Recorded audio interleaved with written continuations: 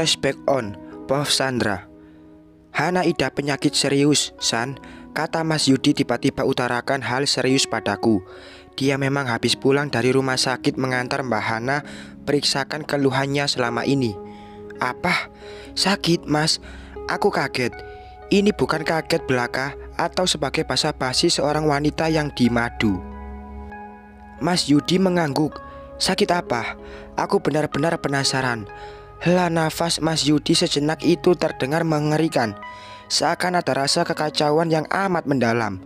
Seakan ada rasa khawatir dan kekecewaan yang menggelora jiwa. Kedipan bola mata pun mulai terlihat berat. Aku berniat cek kondisi kesehatannya. Tapi ternyata Hana idap kanker itu sudah sejak lama. Sejak masih SMA. Aku baru tahu sekarang. Karena baru kali ini dia nampak berbeda. Dek, yakin, Mas? Mbak Hana memiliki penyakit kanker. Makin kaget lagi. Mas Yudi manggut-manggut. Lalu, aku bingung harus bicara apa. Yang jelas, mungkin kondisinya drop karena masalah rumah tangga. Apalagi meskipun dia katanya ikhlas dimadu. Mungkin jauh di lubuk hatinya ada rasa kecewa dan kepedihan yang membuat batin amat tersiksa. Aku dan Mas Yudi duduk di sofa dengan lesu. Mungkin ini karena salah kamu, Mas. Kenapa kamu malah menikahiku? Padahal kamu telah beristri. Aku kembali merasa bersalah. Dan kejadian ini sudah 10 tahun silam. Di usia anak-anak 8 tahunan. Kami baru tahu kalau Mbak Hana idap penyakit yang berbahaya. Entahlah, Chandra. Tapi aku tak ingin kehilangan kalian. Ini mungkin sudah takdir Tuhan. Aku juga bingung kenapa Hana bisa sembunyikan ini. Mas Yudi memegangi kepala dengan kedua tangannya. Sedangkan aku masih terus merasa bersalah. Kamu mungkin buat dia nangis ya, Mas? Apa kamu sering buat Mbak Hana merasa tersudutkan? Selidiku. Ia menggelengkan kepala beberapa kali. Mas, kalau sejak SMA penyakitnya tumbuh, kanker itu berarti sudah menjalar. Dan waktu hidup pun... aku tak kuasa untuk mengutarakan perasaan ini. Mas Yudi terdiam. Mas, kalau Mbak Hana sejak dulu punya penyakit ganas dan dia bisa bertahan, itu pasti karena sebuah kebahagiaan. Dan mungkin karena dia memiliki kamu. Apalagi setelah ia menikah dengan kamu, pasti itu yang buat dia kuat. Dan kalau sekarang dia malah drop lagi, itu semua pasti karena batinnya tersiksa oleh pernikahan kita. Andai waktu bisa kuulang kembali, mungkin aku tak akan mau dinikahi oleh Mas Yudi yang ternyata sudah beristri. Kami hubungan sejak lama. Namun katanya orang tua Mas Yudi bersikeras akan jodohkan Mas Yudi dengan anak dari karib orang tuanya. Semacam perjodohan zaman dulu yang diungkit hingga dewasa. Hana tak bilang begitu. Dia mengizinkan aku menikah lagi, asal dia tidak aku ceraikan. Mas Yudi menjelaskan kembali. Mana ada wanita baik seperti Mbak Hana yang jujur tidak setuju, Mas. Kamu gak peka. Dan aku bisa bayangkan di saat itu, saat kamu minta menikah, lalu dia mengiyakan. Sedangkan di dalam dirinya sudah lama mengalir darah kotor sebuah penyakit yang setiap detik mampu menggerogoti anggota tubuhnya. Ya Tuhan, kok bisa kamu gak pikir ke situ sih, Mas? Mana ada wanita pertama yang tak merasakan kepedihan bila dimadu. Aku tahu, Chandra. Tapi memang dari awal aku tak mencintainya. Aku tak mencintai Hana. Pikiranku hanya ingin memiliki kamu. Aku tak pedulikan perasaannya. Sama sekali tidak. Karena bagaimana bisa seorang pasangan yang baru saja bertemu bisa saling cinta. Dan aku pikir Hana menyetujuiku waktu itu karena dia juga tak pernah cinta padaku. Aku fan-fan aja. Bagaimana bisa seorang pengacara seperti kamu bisa melakukan hal itu? Kamu bisa selesaikan masalah orang lain, tapi masalah kamu sendiri, kamu buat rumit. Ucapku kesal. Sungguh rasa bersalah yang tertimbun beberapa tahun silam itu kini kembali muncul. Dan bukan kulupakan, tapi perlahan menjadi terbiasa karena hubungan aku dan Mbak Hana sangat baik. Dia perempuan baik. Mas Yudi hanya diam. Lalu, kenapa kamu tinggalkan dia, Mas? Kamu tega tinggalkan Mbak Hana yang sedang sakit, ucapku. Dia sedang istirahat. Dia juga tahu kalau aku ke sini. Mbak Hana mengidap kanker apa, Mas? Dan kondisi penyakitnya sejauh mana? Kini obrolan kami hening.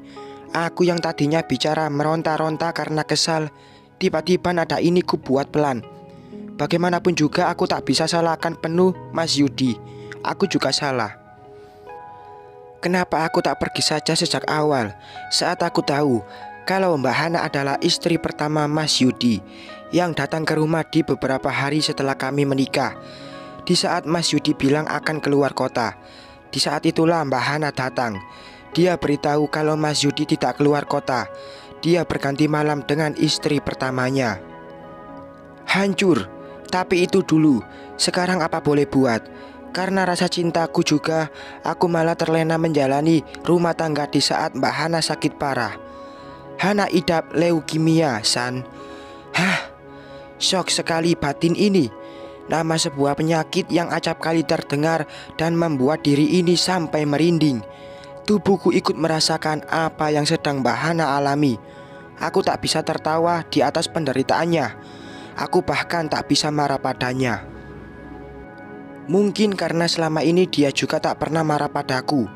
Bahkan dia juga tak memperlihatkan kelemahan dirinya sebagai istri pertama yang mengidap penyakit parah. Ia seakan enjoy dan tak terlihat seperti orang yang sakit bila kami bertemu. Setelah bicara banyak, karena malam itu Mas Yudi jadwalnya menginap di rumah istri pertama, jadi ia pulang. Dan sejak dulu begitu, 2 hari sekali kami mendapatkan tubuh Mas Yudi seutuhnya. Entahlah, dia tak merasa capek harus bolak-balik ke sana kemari. Setelah Mas Yudi pulang, aku tutup gerbang depan. Saat kaki melangkah menginjak teras rumah, aku disapa oleh seseorang. Sandra. Sontak aku kaget. Siapa yang memanggil diriku? Sedangkan gerbang rumah pun sudah kututup rapat. Bagaimana seseorang bisa masuk? Karena suara itu jelas bukan suara Bibi. Dia berdiri di dekat tembok. Mbak Hana. Aku kaget. Ternyata dia adalah Mbak Hana, orang yang sedari tadi menjadi topik pembicaraan antara aku dan Mas Yudi. Mbak, aku benar-benar kaget melihat Mbak Hana yang mungkin sejak tadi mendengar pembicaraan kami. Dia sembunyi di balik tembok yang dibuat berliku. Sorot mata ini terus terpaku pada sosoknya yang mengenakan pakaian serba hitam. Dia nampak sedikit pucat. Jadi benar, Mbak Hana kini sedang sakit parah. Pasti dia datang tanpa sepengetahuan Mas Yudi. Mbak sejak tadikah di sana? Aku mulai angkat bicara. Ia mengangguk. Mbak, bukankah Mbak sedang di rumah dan istirahat? Kenapa Mbak kesini? Tanyaku menyelidik. Kaki ini mulai kuseret untuk mendekat ke arahnya. Dan Mbak Hana masih tetap berdiri di posisi awal. Boleh aku masuk? Pintanya. Langkah kaki ini terhenti. Tatapan Mbak Hana datar. Tak ada senyum sedikit pun di bibirnya. Apa dia kini akan marah padaku? Kemarahannya beberapa tahun silam, apa akan ia luapkan saat ini? Setelah masuk dan kami duduk di sofa, aku baru tahu kalau dia datang bersama sopirnya. Belum ada pembicaraan antara kami berdua mengenai poin inti. Bibi datang menyuguhi minum untuk Mbak Hana, dan aku masih belum tahu harus memulai dari mana. Intinya, pasti sejak tadi dia sudah mendengar percakapan aku dengan suamiku, yang juga suaminya. Ku tatapi Mbak Hana. Tes.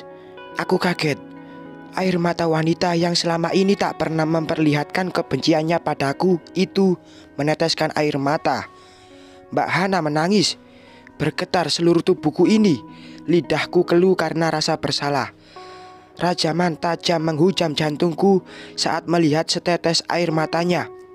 Ini adalah kali pertama karena seingatku dulu sewaktu Mbak Hana datang ke rumah, dia tak perlihatkan air mata. Dia bicara santai walaupun saat itu gugup. Bibirku malah gemetar. Beberapa kali aku berusaha menetralisir rasa bersalah untuk coba bicara. Mbak, kabar Mbak gimana? Betulkah Mbak sakit? Kalimat yang aku ucapkan terdengar gagap. Padahal dari mulut rasanya lantang dan bulat. Tapi tak bisa.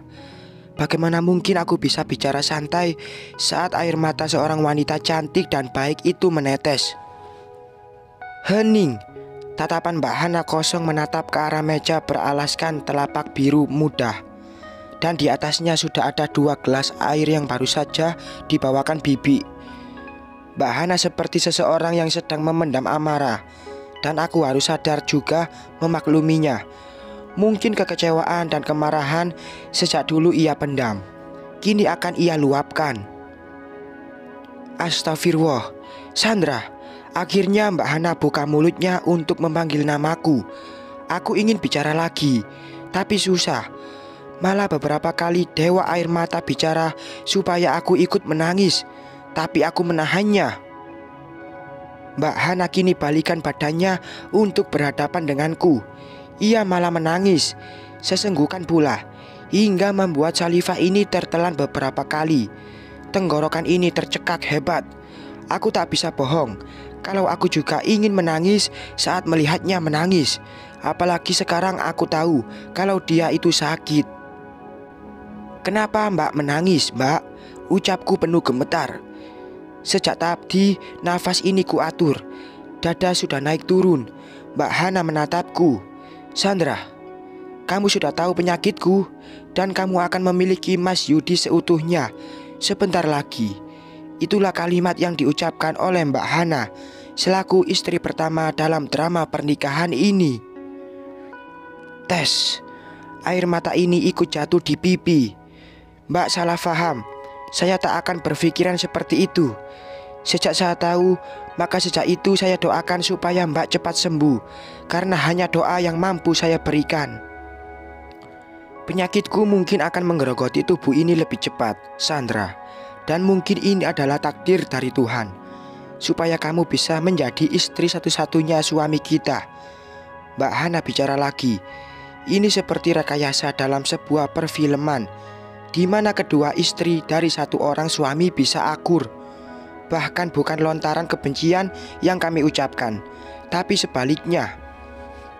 Mbak harus kuat.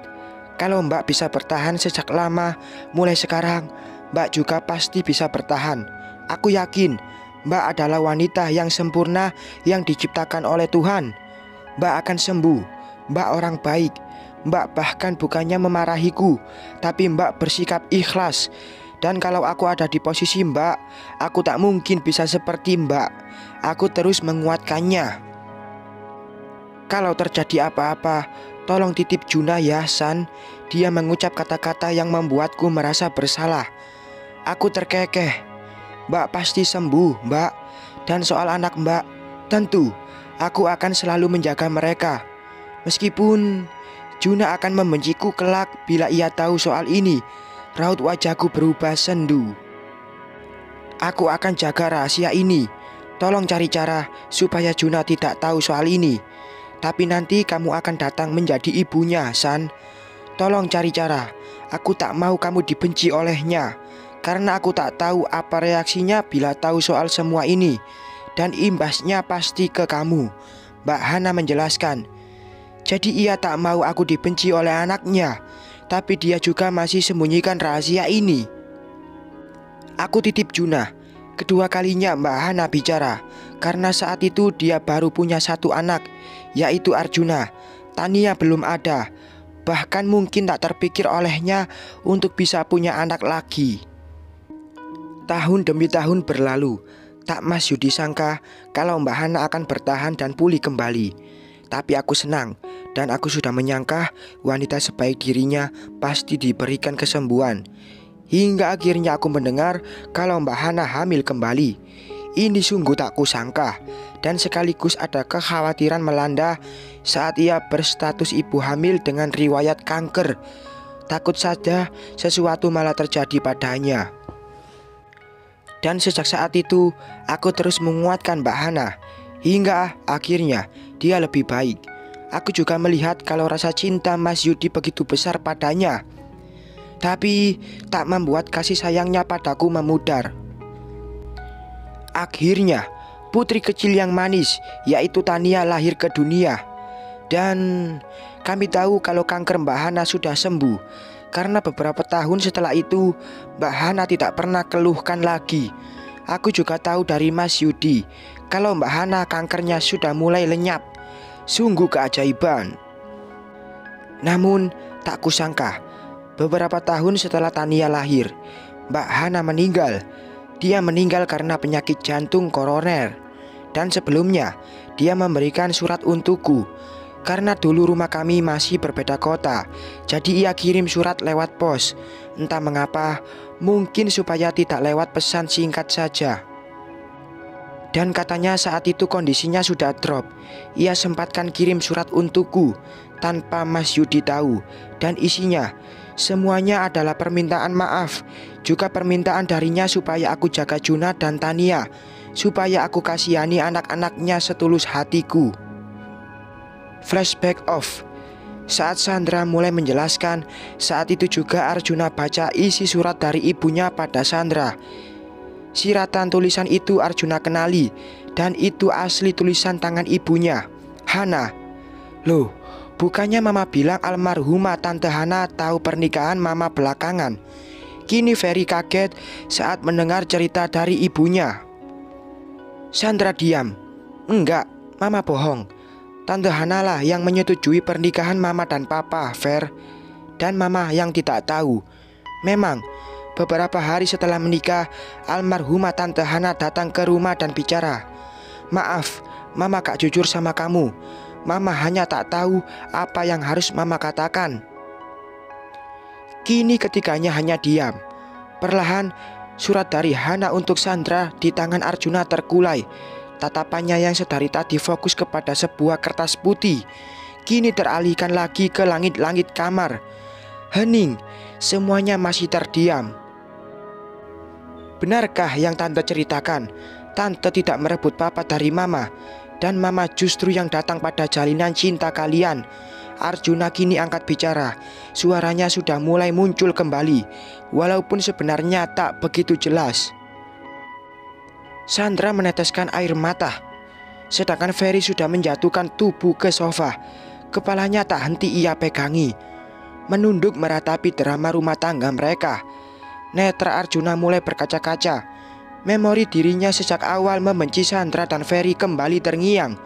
Apa yang telah ia lakukan pun sontak memutar di benak tanpa henti.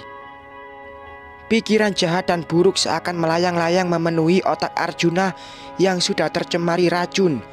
Makin kesini makin memuncak. Arjuna malah naik darah. Dia merasa otak yang amat pusing dan sakit. Tiba-tiba Arjuna kejang-kejang dan sesak nafas. Sandra dan Ferry kaget. Juna, Sandra mengelus kepala Arjuna dengan penuh kekhawatiran. Fer, apa yang terjadi? Sandra panik. Lalu Ferry bangkit. Mah, Arjuna, pria yang selama ini menjadi kakak sebapak Arjuna itu pun segera keluar memanggil dokter. Arjuna makin pusing, otaknya makin sakit. Mungkin karena ia baru pulih, tapi otaknya sudah memutar keras. Arjuna, Sandra menangis. Ia raba-raba dan coba tenangkan anak dari suaminya itu. Namun Arjuna malah makin kejang. Bersambung.